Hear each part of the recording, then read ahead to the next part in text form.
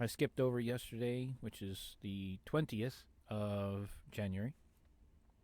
Was, actually.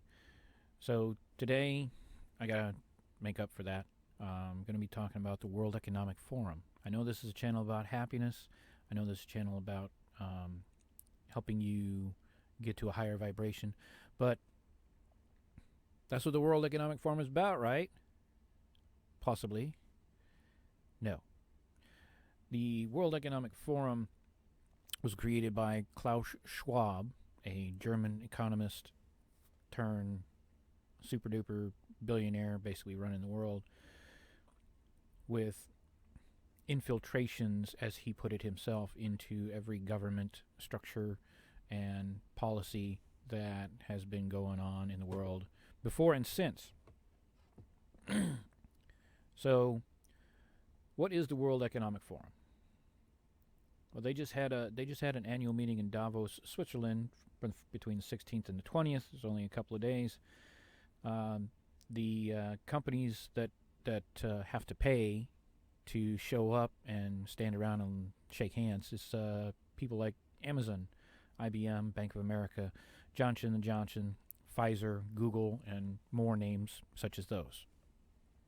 The Economic Forum, originally created as an independent and impartial organization, so they say, bridging together political, business, and cultural leaders from across the globe to foster public-private partnerships and conservations on further advancing their agendas. So it's a coalition of people, individuals, or companies. Companies don't exist without people, because if the people left, there would be no company. Anyways, this is the World Economic site, right? This is what they do. So they're bridging together political, business, and cultural leaders from across the globe to foster public-private partnerships and conservations on further advancing their agendas, though some remain skeptical on the group's motives. Well, I would say that sums it up, because the rich, uber rich, or the people that are in power, whichever you want to call it, because money doesn't exist, because it's just a piece of paper, but their views on what the problems of the impoverished are not the views from the impoverished. So what issues do they think that the impoverished are having, and how do they think that they can fix that? Because that's what they're talking about, fixing the problems of the poor folk. Because they don't see that what they are doing when they're driving up inflation, when they're driving up interest rates, when they're driving up what they call progress by the average inflation going up about 4% per year, when wages do not meet that demand. So when you have workers, or even, let's say, a waitress or a waiter, when they get paid less than minimum wage, and then they have to make that up in tips. So you're completely dependent on how many people walk in the door, whether or not they're in your section of the restaurant, and how the customer feels that day. I'm not going to necessarily get a large tip if somebody just got a bad news, right? If you know any waiters and waitresses, you know that this is a fact. They're better off being a bartender, where they can freaking go drown their sorrows and freaking have the bartender listen to their sorrow today. So speakers at the forum are always George Soros, former Secretary of State and climate activist John Kerry. You remember John? Vice President under, what the hell was his name? Clinton. Pfizer CEO, leaders of Lockheed Martin, Microsoft, and Google. Now, they did say that they're going to stand behind and support the Ukraine. I don't know why the Economic Forum would say something like that, but they did. So that also means that everybody that's a member of the World Economic Forum, if they support the World Economic Forum, they're going to be standing behind the Ukraine. Why is this a bad thing? Well, the question really is that nobody's asking is, why did Russia go into the Ukraine in the first place? Not that they did it, but why did they do it? Why did Russia go into the Ukraine? Which, by the way, went back to Russia only 2 years after the fall of the Soviet Union, and Russia took them back as a part of the Soviet bloc. So Ukraine is not an independent country per se, because they went back to Russia only 2 years after the fall of the Soviet Union and all the countries broke down. Look it up. Kiev is the heart and soul and the founding place for communism, for Russia. Why did Russia invade the Ukraine? That is a different topic. So, back to the World Economic Forum. That's what the World Economic Forum does. Now, the meeting overview, right? Once again, on the World Economic Forum website, annual meeting for 2023, the meeting overview page. Economic growth in the world's largest economies is stalling while navigating headwinds from rising food and energy prices. For the first time since 1970, the world is facing a precarious disequilibrium, with growth and inflation moving in opposite directions. This is occurring alongside heightened geoeconomic fragmentation, financial sector vulnerabilities, including stretched asset prices and high debt levels, and climate crises spiraling out of control, which could magnify any growth slowdown, particularly in emerging markets. Unless these systems are interconnected, unless these systemic and interconnected risks are assessed, the promise of a decade of action may be a decade of uncertainty and fragility. Now, what that basically says is the World Economic Forum and the financial sectors and the people that hold the money and ergo hold all the power have created this crisis, and they don't even see that they have done so. Inflation, right? Devaluing of currencies, power struggles, the destruction of small businesses, the wiping out of the middle class, at least in the United States, which is where I'm at, so that's where I'm coming from. But it's also worldwide. The pandemic thing that happened just recently shut down a lot of small businesses. A lot. They don't talk about it, but you see it when you drive down Main Street. When you drive down the streets and you see where that business used to be, now they're closed and they're boarded up and there's nobody there. And there's nobody else moving into that location to take over that spot to create more business, right? There are what they call business grants and things of that nature, but you have to qualify for those. You have to prove a bunch of things that happen. You have to prove this and prove that and prove the other thing.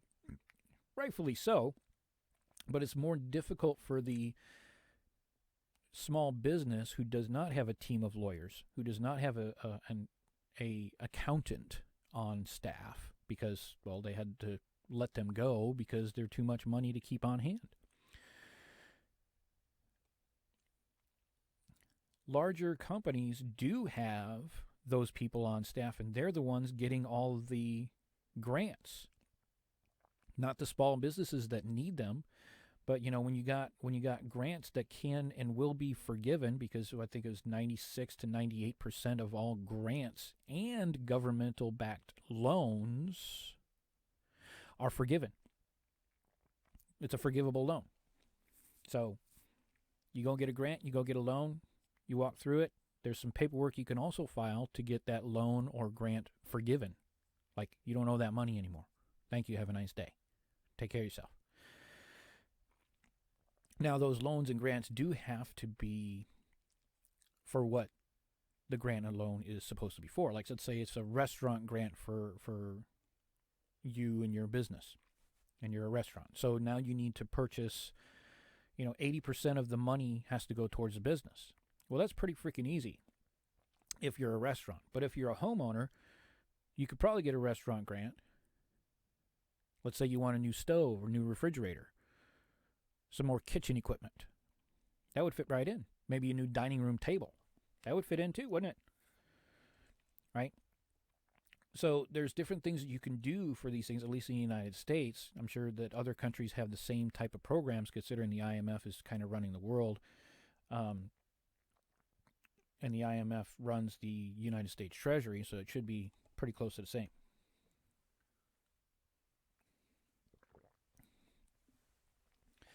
Now, the problems with the World Economic Forum, as I ran down a rabbit hole and draw myself back over here. Heightened geoeconomic fragmentation. What does that mean? Geoeconomic fragmentation. What is geo and economic have to do with each other? Geoeconomic, for me, I'm not an economist and I'm not a geologist, but it basically says Earth economics. So is that cutting down trees, making money off of the land, digging up coal, digging up gold? Let me know down in the comments if I'm on point here for you smarter folk. Or, let me say, less ignorant folk on the topic that I'm discussing. Economic growth is the world's largest economies are stalling. Well, they're stalling because people don't have the money to keep the economy going. The economy works as a current, which is why it's called currency, which is what a river does, what an ocean does. It's all based on current. If it's not moving, it's not living, it's not thriving. You cannot have economic growth when you've caused everybody to basically quit their jobs and look for employment elsewhere or living off of the government teat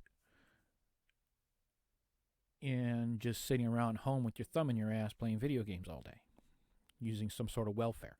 Now, I'm not saying it's like Uncle Sam's welfare, the government's welfare, but it could be mom, dad, grandma living in the basement downstairs. Everybody's coming home. I got a place down the street. There's a couple places that have like 5 RVs parked in their yard, right? In the lower, let's say the less economically sound areas of the place that I'm in. Because they don't have anywhere else. They don't have anywhere else to go. So they go and see friends and family to basically move in and come together to help out. Now, I'm sure this is happening worldwide. In the United States, it's a little bit, I'd say it's a little bit different because, when our grandparents get old, we freaking pack their bags and send them off to the nursing home to die. We visit them for a couple weeks, almost every day, and then phone calls, and then pretty soon that trickles off because I'm just too freaking busy to take care of mom or grandma or granddad. And then they take the house, they turn around and sell it. But if you put them in the nursing home and the grandma owned the house, now the nursing home gets that money because they have to pay for grandma's stay at the nursing home. Isn't that interesting? Even though they get money from Medicare and Medicaid to take care of them. So now there's a significant problem. The money that we were going to use for grandma's house to make our lives a little bit better, we're throwing her in the trash can, waiting for her to die, taking her money and putting it in our house, which is teaching our children to do the same when we get that age. Because that's what you did to grandma. That's what the fuck I'm going to do to you. So in the United States, that's a huge problem. But the World Economic Forum is pushing the agenda, which I do believe they did mention. I don't have it here, but they did say for the fate of humankind or mankind or something of that nature. Now, when people talk about fate, they're talking about the demise. When they're talking about prosperity, that's the word that they use. When they talk about fate, that's what somebody mentions when things are dire, when things are going bad, and when things are going to end up in a certain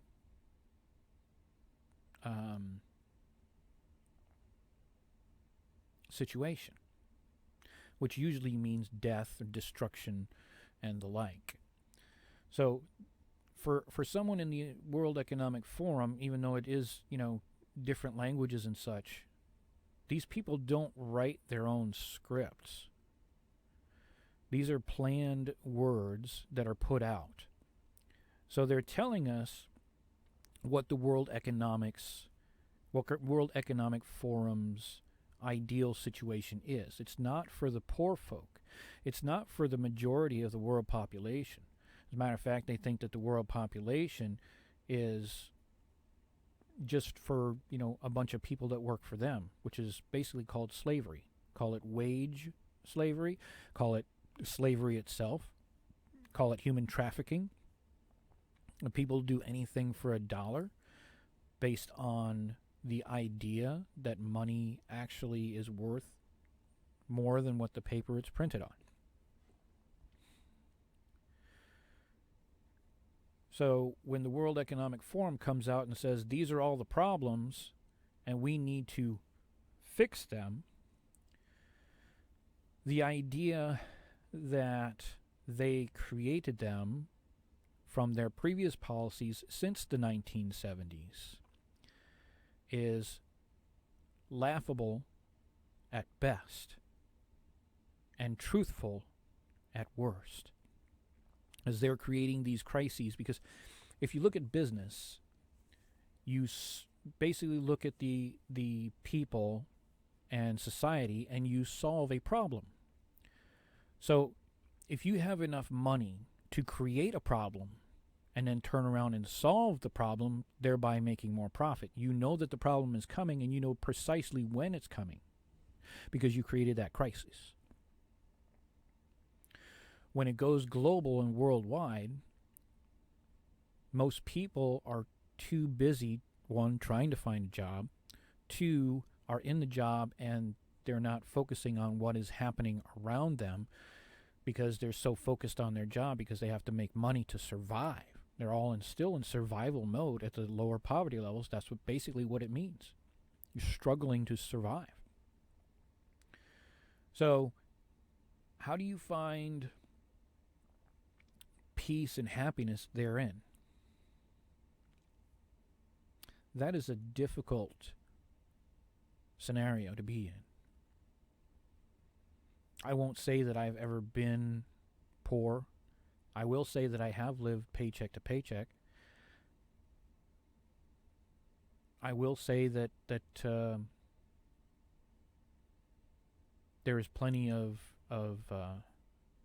close to below the poverty line living for myself and my family when I was growing up, and even today in some parts of my family. Happiness is found through the things that you already have. Let's say they're invisible assets. What do I mean by that? Friends, family members, connections that you do have, the smile on your face, the joy in your heart, the things that you overlook because you're in survival mode, because you're in a lower vibration than neutral. You're in fear. Survival means fear. You're afraid. You're in survival mode. We don't use the term fear because that's a sign of weakness. That's telling people that I am afraid. May very well be true, but you don't want to say it, which means you're lying to yourself. Now you're not in the truth. So you have fear and you're not in the truth. You're lying to yourself about how fearful you are. you don't want to open that up to show your vulnerability to anybody else. So I'll be discussing some more on the World Economic Forum because it's a whole elephant. Just for this year, though, 2023, 16 to 20 January, we'll discuss a few more things on how this is going to affect your happiness, how it's going to affect your pocketbook, because the idea of money is happiness. So we have to discuss how to, well, maybe I need to talk about how to turn your passion into a monetary gain. If it's just a couple $100 a month to help out, because everybody's going to need assets and financial help in the coming year of 2023 and probably further on. But let's talk about how to save money, by grow your own food, vegetables, right? Grow your own fruits, things that you can eat that you normally do not. Maybe something in your apartment, maybe a wall hanging thing, maybe a hydroponic system set up in your room that you're not using. Maybe a little bit more difficult for folks that have a studio apartment, but nonetheless, I don't know your situation, but we'll have to come up with something. There's plenty of stuff out there on YouTube that are going to be better at that than I am, but get some seeds of the foods that you will eat, even if you're a picky eater. You'll eat something. Now, I'm not saying buy an apple tree and put it in your apartment, right? I'm saying buy something that can be put in your apartment that does not require pollination, or find out how to pollinate the item yourself and go that route. Food is always a big thing, because the Romans stated the three things required in order to control the population. Food, the person has to have food. 2, they have to have shelter. And 3, they have to have entertainment. Well, everybody's got an Xbox or something of that nature. They have the internet to entertain them. They watch me on YouTube and Netflix and other things of that nature, right? So they got that nailed down, no problem. Shelter, people are running around, like I said, staying in other people's houses, staying in grandma's basement, staying in a friend's yard with their RV. So food is an issue. Prices are going up. It's still available, but it's going up like a motherfucker, right? So maybe you can alleviate a couple of $100 per month on food. And once again, what's the nutritional value of a Dorito? It doesn't matter if you have a fucking coupon. That's irrelevant. You need nutrition. You need fuel. The human body is an amazing machine. You can piss in a gas tank of a freaking Volkswagen from 1940, 1950. It'll run for a while. Not very well, but it'll run. Treat your body like a Porsche. Treat your body like a Bugatti. Put the high quality fuel in there, because that's what's going to stop you from getting all that brain fog and give you the ability to focus on things. Stop pouring coffee down your neck, or those caffeinated beverages that have bull semen in it. Anyways, find the happiness in your life. Focus on that. That will bring you more happiness. Happiness is a state of mind, not a destination.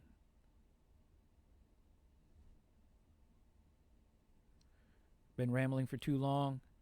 You guys take care, and I'll probably make up another couple of videos today on the World Economic Forum. I'm kind of on a roll here, but as YouTube says, 30-minute videos don't usually get watched to the end. So you're not hearing this. But anyways, thanks for tuning in, and stay happy, be happy. Love you guys.